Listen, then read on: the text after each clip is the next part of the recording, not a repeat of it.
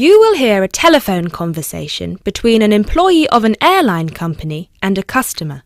You have 30 seconds to look at questions 1 to 6.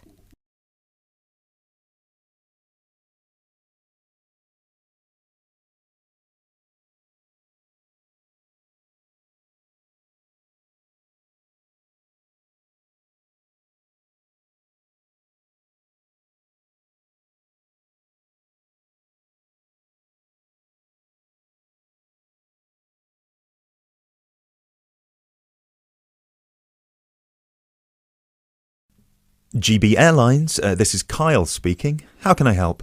Hi, my name is Matt Walsh. I'm calling on behalf of Mr. John Sparrow to claim expenses for a delay in his flight last week. Good morning, Mr. Walsh. Thank you for calling. Could you please tell me the flight number and the date of departure? The date of departure was the 24th of January, 2016. I'm afraid I don't have the flight number in front of me at the moment. Okay, that's all right. One moment. Could you tell me where was Mr. Sparrow departing from? He was departing from Athens. Is that Athens, Greece or Athens, Georgia? Athens, Greece. Right. And what was the destination? It was Heathrow, London. Right. We've got 2 flights from Athens to London, Heathrow, on the 24th of January 2016. Was it the 3:25 p.m. flight or the 9:45 p.m.? It was the later one, 9:45. Okay, so the flight number is GB1011. Right, okay. Okay, yes. I can see that Mr. Sparrow's flight was cancelled and he was booked on the next flight on the 25th of January at 3:25 p.m. Is that correct? Yes, that is correct. According to our system, one of my colleagues spoke with Mr. Sparrow on the phone on the 24th to inform him of the cancellation and offered to book a hotel for him for the night, but Mr. Sparrow preferred to book one himself. Yes, because he didn't want to stay near the airport, as the next flight was in the afternoon. Yes, of course. Could you tell me which hotel he stayed at? Yes, he stayed at the Hypnos Hotel. Oh, could you spell that for me? Of course. That's Hypnos. Right. Thank you for that. And could you please tell me how much the total cost was for the night? Sure. It was €73. Right. Do you have a copy of the receipt for that? Yes, of course. Would you like me to send it to you? Yes, please. Can I email a picture of it to you? Absolutely. The email address is refunds@gbairlines.co.uk. Great, thank you. No problem. Were there any other expenses you wish to claim? Actually, yes. There was also the taxi ride to the airport and the taxi ride back the next day. Right. And what was the total cost? The first taxi ride was €53 and the second one was 42, so 63, 73, 83. Yeah, so the total was €95. I'll send you the receipt for those as well. Thank you. Are there any other expenses? No, I think that's it.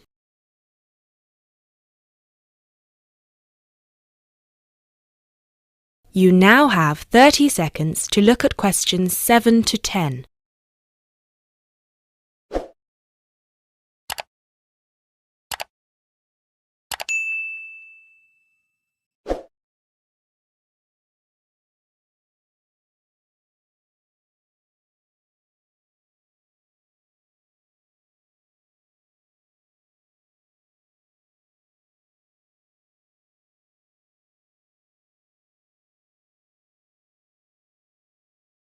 Excellent. So if you could please send us the receipts for the hotel and the taxi rides, and after we receive them, it should take about 48 hours for the funds to reach Mr. Sparrow's account. Perfect. Thank you so much. My pleasure. Is there anything else I can help you with? Actually, yes. There's one more thing. Mr. Sparrow complained about the meal during the flight. He said that it was a bit bland. Right. So he asked me if it was possible to switch to a different meal option for his upcoming flight to Kiev next week. Right, of course. Just give me a minute, please. Right, I see that Mr. Sparrow had the light meal option for his flight to London, and you would like to change that. What would you like to change it to? What are the other options? We've got 12 different meal options. Would you like me to list all of them for you? Well, Mr. Sparrow has told me that he would prefer something without meat. How many of these do not contain meat? We've got 3 meal options without meat. We've got the vegetarian option, the vegan option, and the Asian vegetarian.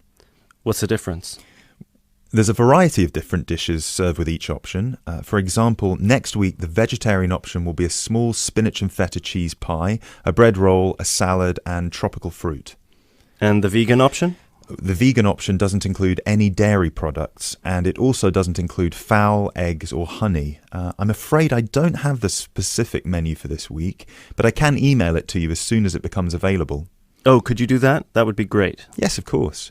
I can email you a detailed description of all the meal options if you like. Yes, please. No problem. Please do not forget to call us back to change the meal option. You need to do that 48 hours before the departure time for international flights and 24 hours for domestic flights. So 48 hours for this one then? Yes, exactly.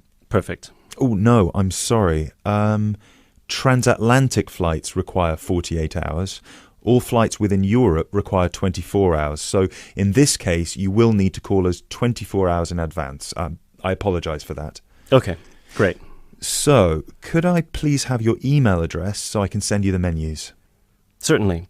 It's matt.walsh@sparrowlimited.com.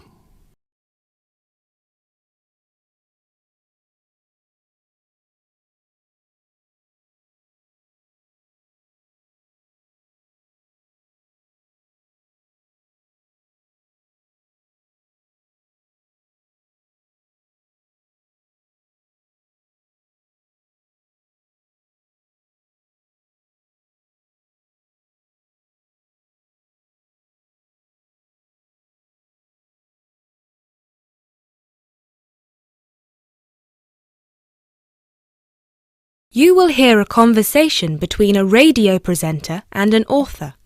You have 30 seconds to look at questions 11 to 14.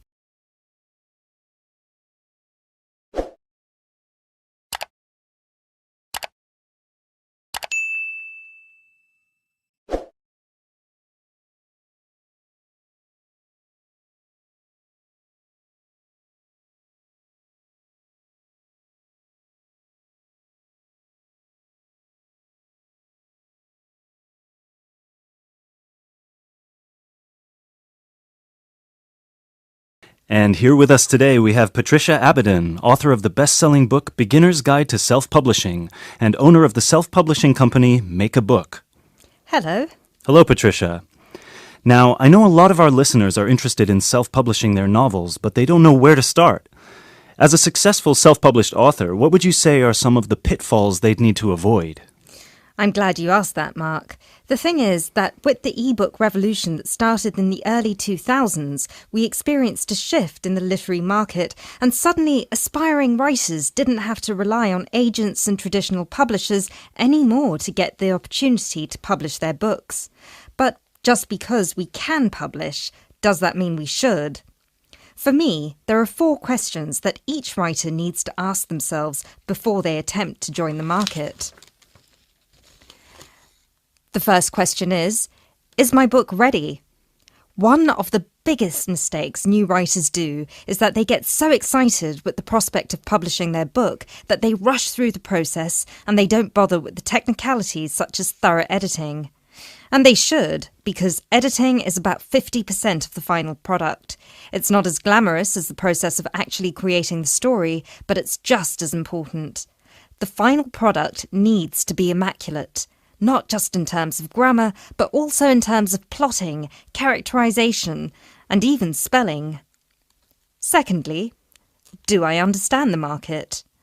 Unless you're publishing just for your friends and family, you need to have a sound marketing strategy.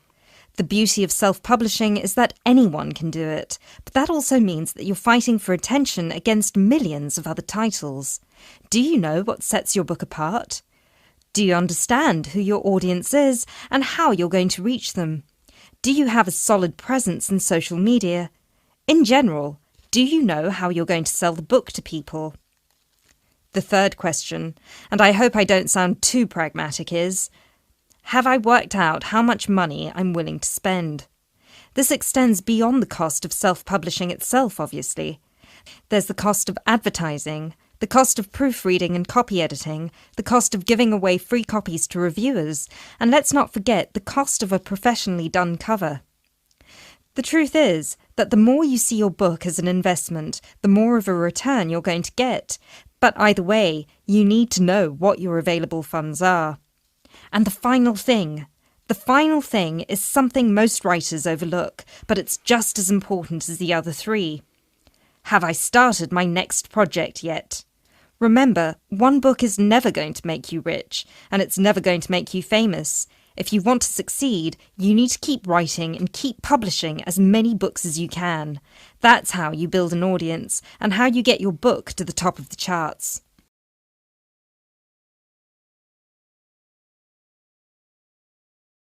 You now have 30 seconds to look at questions 15 to 17.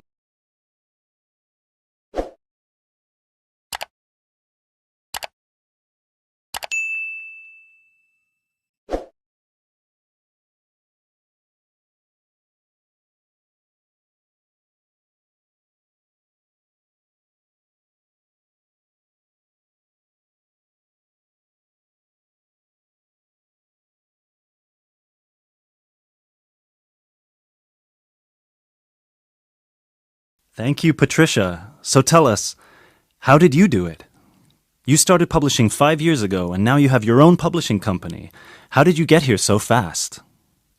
To be honest with you, the first book I ever published was a flop, and it was because I didn't follow almost any of the rules I just told you. My novel was poorly edited, it had a cheap-looking, self-made cover, and I had no idea how to get people to buy it. For about a year, I checked its dismal sales every month, and I wallowed in self-pity. But then, I decided it was time to change and do something. The first thing I did was get a subscription to all the writing magazines I could find out there. I'd read them all from cover to cover and followed the experts' advice as if it was gospel. I wrote almost every single day, and I submitted short stories to every competition I could find out there. I also started a blog and I set up my own page. Over time, I started building a name for myself and a solid fan base.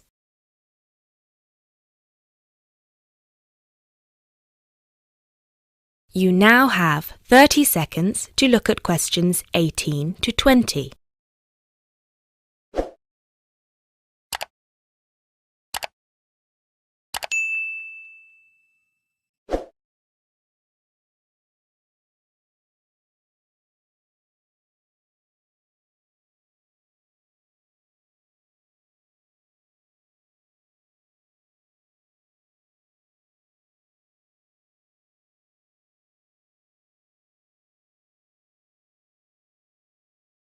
I didn't want to be associated with my first book, so I decided to publish my next book under a different name. This time I sought professional help with editing, and I spent months working on it until it was ready. I also sought the advice of friends who worked in marketing and tech-savvy friends who helped me come up with a marketing plan. Since I already had a platform, my website and my social media pages, it was much easier to reach the people who would be interested in reading my book. And of course, while all of this was happening, I was also in the middle of my next novel, which I planned to have ready for editing by the time the previous one was out. So, yeah, I published my second book about 2 years after my first, and it was a completely different experience. And now, here I am. Thank you very much, Patricia. I'm sure our listeners have been inspired by your story.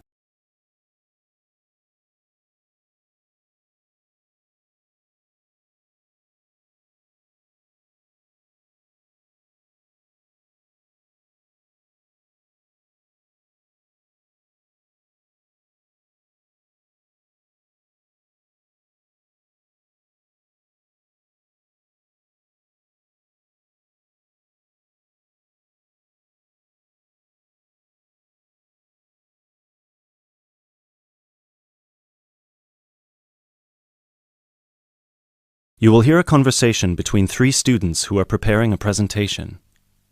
You have 30 seconds to look at question 21.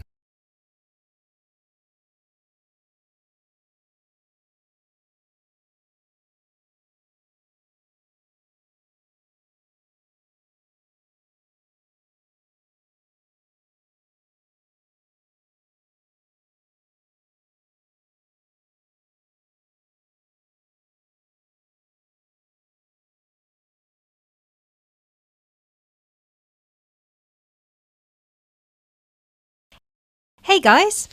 Oh, hey Gail, you made it. Yeah, sorry. I was stuck at the library paying late fees. Have you guys started going through the data yet? Yeah, we've already collated it and we've started designing the graphs we're going to use in the presentation. Oh, really? That's fast. Well, anyway, here's what we've got so far. Okay, so... Wow, 38% said they thought about quitting school in the first year. That's a huge number. Yeah, and only 10% said they were happy at school from beginning to end. Amazing, isn't it?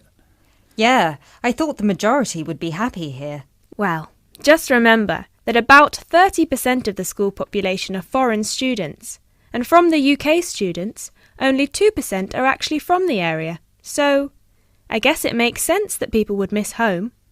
Yeah, but to want to actually quit school... Well, they didn't want to exactly, they just thought about it. You now have 30 seconds to look at questions 22 to 25.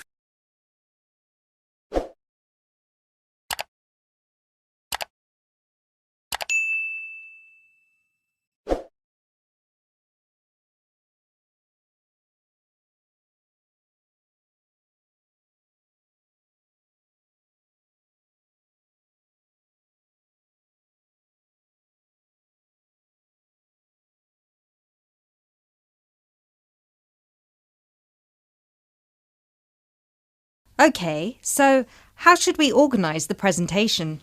What did you guys decide? Well, Kevin and I were saying that we should start by explaining what the topic of our research was, and how we decided to collect the data. So, I'll start by saying that our topic was how first-year students felt a month after beginning school, and how their attitudes progressed and changed by the end of the academic year. So then we were thinking that I should explain that the population we want to study was obviously first-year students, but because we need their complete experience from the beginning to the end of their first year, we'd have to actually poll students in their second and third year. And then we said that you should explain how we access the population. So I'll say that we got the permission from the school to go to different classes from different departments and hand out the surveys in paper form, right? Right, and that it took us about 3 weeks to complete this part of our research. So then we need to describe the 3 different areas of focus of our survey. So Lindsay can do that. Say that the survey had 3 sections. The first one asking just some general questions about the age, gender, nationality and field of study of each student. Then the second one focused on how they felt in their first 6 months at school. And the third, how they felt in the summer after their first year was complete. That sounds good.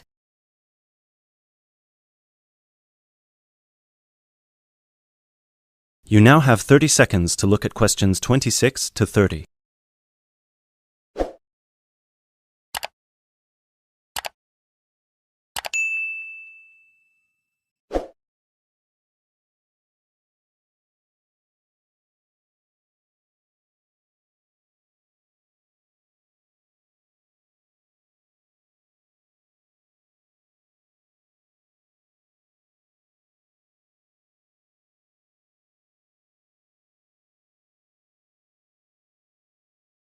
Okay, so let me see the breakdown.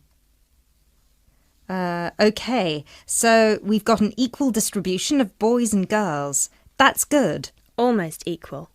51% of the participants were boys, the rest were girls. Right, and 70% of the participants were British, while the other 30% were... 10% were from America and Asia, 2% were from Africa, and 18% were European. We had a small number of Australians as well, 0.03%, so I guess Europeans were 17.97% if you want to be precise. Which we should. Anyway, and obviously the age was all 20 or 21, with a few 19-year-olds. Only about 5%. No, wait. 4%. Right? No, it's 5%. Look. Right. Okay. So Lindsay will describe the 3 sections, and then you, Kevin, you'll describe the demographic and geographical breakdown, and You can start with the graph, and then we'll all explain the data together. Right, so we'll put this graph up on the board and explain that most students experience some form of homesickness or mild depression in the beginning of their course. But we need to point out that by the end of the year, it was only 5% that still felt like quitting school. Yeah, but remember that we didn't actually have the opportunity to interview or poll any of the students who left school.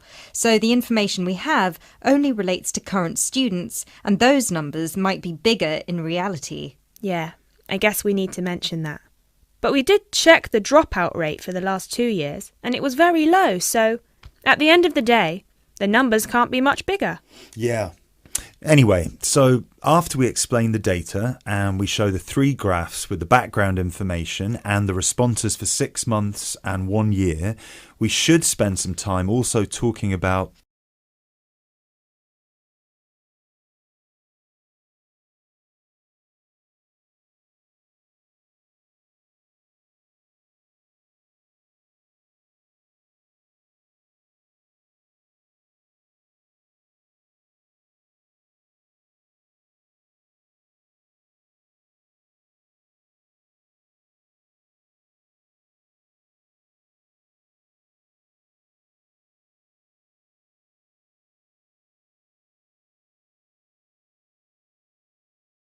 You will hear a lecture about English language.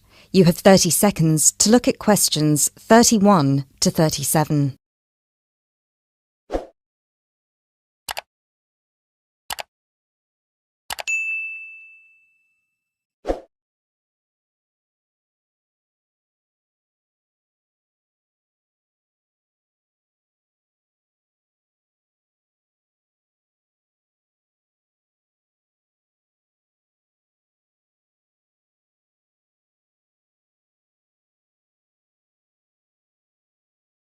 Those of you who were here last week will remember that we talked about the journey of the English language from its early Indo-European origins through to Old English, Middle English, and then to early and late modern English before it reached the form that it has today.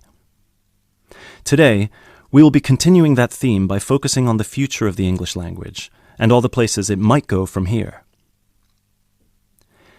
There are about 2.1 billion people around the world who can speak English. Out of these, only 400 million are native speakers, which means that 4 in 5 English speakers are non-natives. This is obviously quite an impressive number, considering that just 2 centuries ago, in 1801, there were only about 20 million speakers of English around the world, and languages like French and German were ahead of English in terms of how many people were using them. But what does it mean?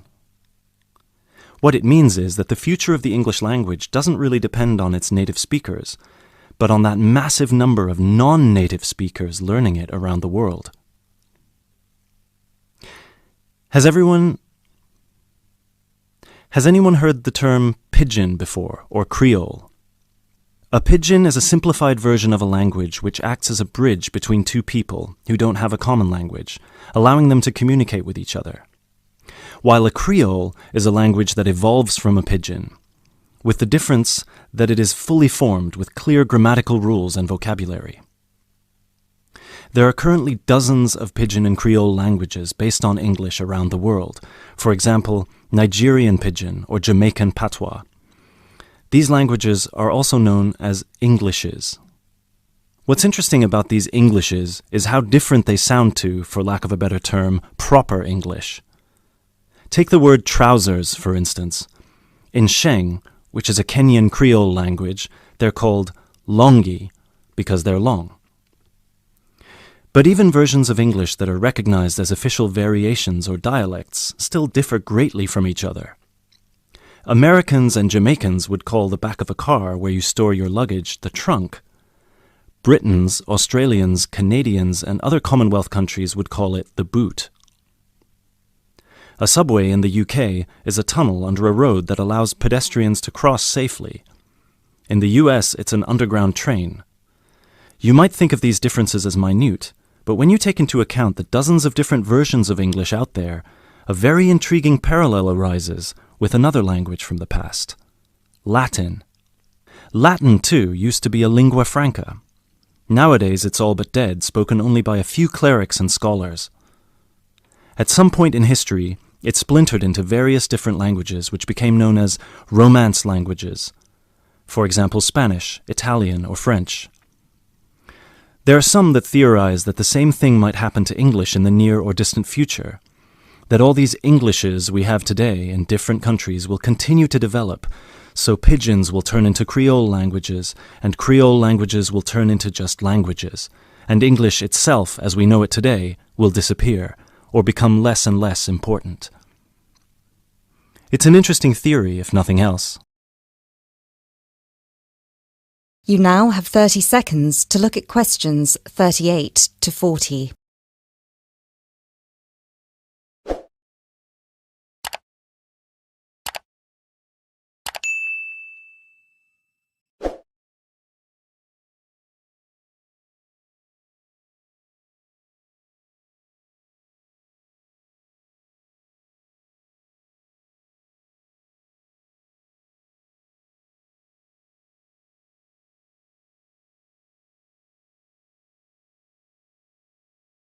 It makes sense that as English grows in popularity, countries, especially those with a strong sense of identity and tradition, will develop their own versions of the language, marked by the idiosyncrasies of their culture. Just think of the contribution of dialects such as Jamaican or South African English. In the past 50 years alone, they've added about 25,000 words to the English language. Most of these related to a local context that wouldn't have existed in English before the spread of colonialism. In terms of numbers, just those are enough for a brand new language. There are some flaws to this theory too, however. While it's true that Latin and English have a lot of similarities in terms of how they developed, or have developed throughout history, there is one big difference. We currently live in an era of globalization. Today, you can be in India and stream an American film or TV series in seconds. You can be in Nigeria and listen to British music. You can be in Brazil and read a novel from an Australian author. Just a few centuries ago, this was unthinkable. So what's the other way that English could go? According to some experts, there's the possibility that it could maintain its status as the world's global language, but with a few differences. Already today, most conversations in English occur between non-native speakers. While many of these might be fluent, the majority probably only have an intermediate understanding of the language, devoid of the nuances, colloquialisms, and complex collocations that native speakers employ in their interactions. This means that over time, English could turn into some sort of world speak, the official lingua franca for the entire world, but in a simplified form. Some scholars have even started trying to develop that version of English by selecting the most useful words in the English vocabulary for non-native speakers to learn. Robert McCrum has compiled a comprehensive list of 1,500 words, for example, a version of English that he calls Globish. And what about traditional native speaker English? It might continue to exist, but lose its popularity, as the previous theory suggests. There are many more theories about the future of the English language, of course. I've only focused on the two main ones because they clearly demonstrate our uncertainty when it comes to how this beautiful language will develop. English is in a unique, unprecedented position. No other language has achieved the same levels of popularity in human history, especially in terms of non-native speakers. So, as this is clearly uncharted territory, only time will be able to tell us what will happen.